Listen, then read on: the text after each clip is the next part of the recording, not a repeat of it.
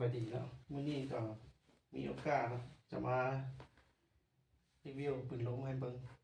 ปืนล้มตัวนี้มันเข้ามาใหม่เด้อตัวนี้นะ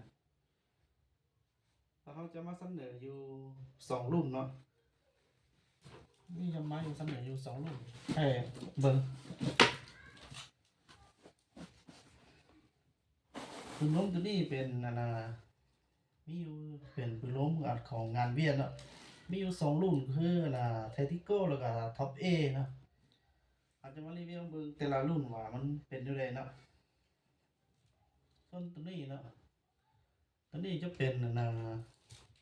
ปืนล้มของเทติโก้เนาะตัวนี้ฐานนี้เขาใส่เป็นฐานคาร์บอนเด้อฐานคาร์บอนแล้วก็กล้องเป็นกล้องตัวนี้กล้องตัวสวรรค์เนาะเขาคือว่าสวรรค์กล้องตัวนี้ก็แจ้งดีนะตัวนี้ฐานในมันจะมีสีแดงครับสีเขียวเนาะเส้นเลนของมันนะงามอย่างนี้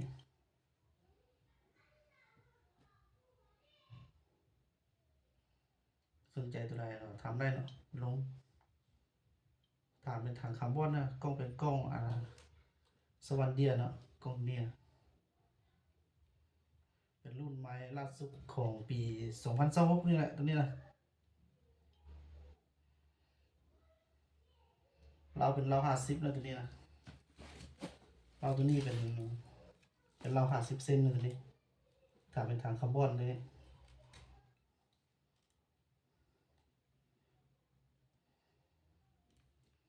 เก็บเสียงตัวนี้ก็เป็นเกือบเก็บได้แล้วนะเกือบ90%นั่นแหละเสียงออนนอนมีแต่10%นั่นแหละจะออนนอนแต่ว่าอัพเสียงได้ดีแล้วยิงกับบ่ได้ยินเสียงแล้วบ่เคยได้ยินเสียงเลยเป็นท็อปเอรุ่น2026รุ่นใหม่ล่าสุดเนี่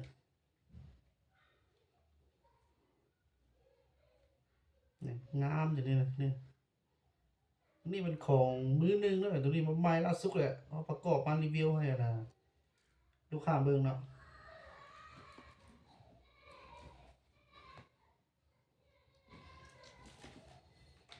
ส่วนบอกตัวนี้ก็แม่น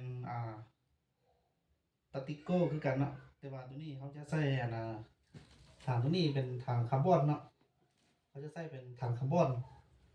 กล้องเป็นกล้อง BSA ตัวนี้นะกล้องเป็นกล้อง BSA ถังคาร์บอนไม้เบาแล้วตัวนี้นะพับไท้ตัวนี้ก็สามารถพับได้เพื่อนเนาะพับได้ตัวนี้สามารถพับได้แล้วก็เดินขึ้นเดินลงได้เนาะเดินขึ้นเดินลงได้ตามที่เอาที่เหมาะสมเนาะตัวนี้มันใส่ถังคาร์บอนกล้อง BSA เราเป็นเรา50เนาะเราทำไหนเป็นเราอิดเอ็นแปลกเนาะนั่นเอ็นแปลกเลยตัวนี้ยิงบ่ถือบ่สำราญแหละมันมีแต่ผู้ยิงเนี่ยบ่ซันยิงซื่อแล้วเป็นอย่างนี้นะเรื่องถือนี่ครับประกาศนั่นนะนี่นะ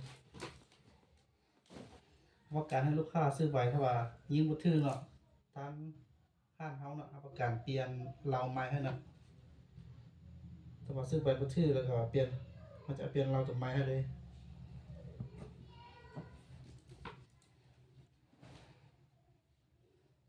ส่วนบอกตัวนี้เนาะตัวนี้เป็นท็อปเอนะตัวนี้นะงามตัวนี้ตัวนี้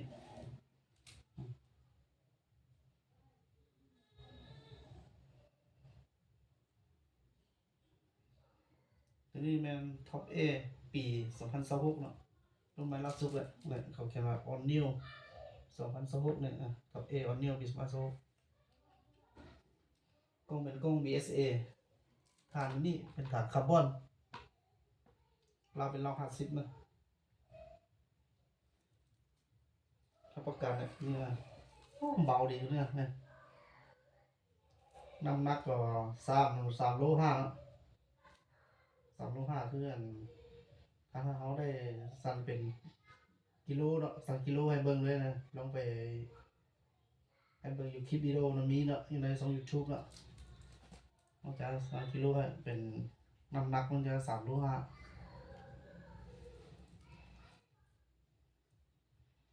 top A ยิงแห้งดีแล้วตัวนี้นะไม้ล่าสุดเลยตัวนี้ทางเราเก๊กกลมมาประกอบให้ลูกค้าเบิ่งดูสิสนใจบ่ได้ก็ทักได้เนาะมีทั้งตาติโก้ท็อป A เนาะแล้วก็พวก MC พวกเคโซก็ยังมีเด้อที่ว่าบ่ได้เอามารีวิวให้เบิ่งเนาะสนใจตัวใดก็ถามได้ตัวนี้ก็เป็นท็อป A คือกันเนาะแต่ว่าคือกันแหละสมบูรณ์นี่เนาะรุ่นเดียวกันแหละท็อป A กล้องเป็นกล้อง BSA ตามเป็นถังคาร์บอนคือกันแต่ว่าบนตันเนาะมันจะตันบนนี้ตรงนี้นี่เขาใส่แป้แวนเนาะแป้แวนอยู่นี่ส่วนตรงนี้จะเปลี่ยนเป็นเสาสีเวนตัวเนี้ยเนี่ย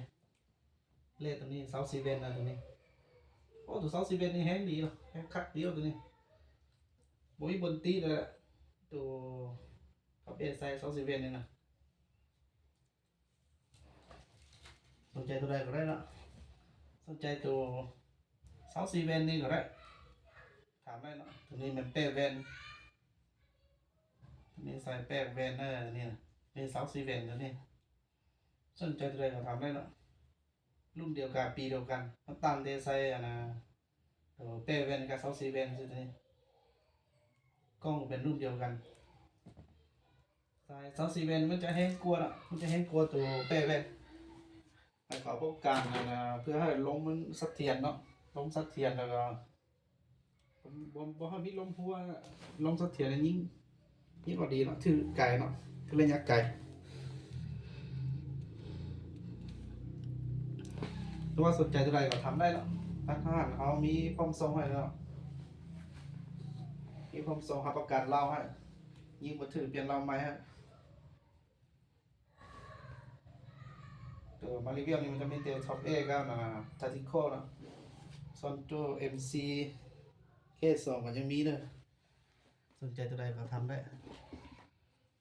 ผู้ใดสนใจรูปปืนล้มเนาะรูปปืนล้มตัวนี้ทำได้มีพร้อมส่งให้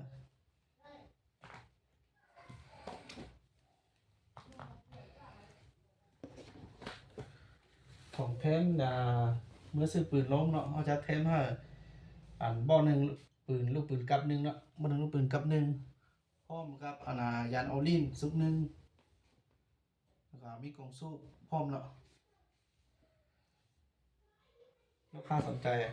บอกอะไรก็ทำได้เนาะมีพร้อมส่งให้เด้อถ้าเขามีพร้อมส่งหรือว่าโทรมาถามรายละเอียดก็ได้เนาะ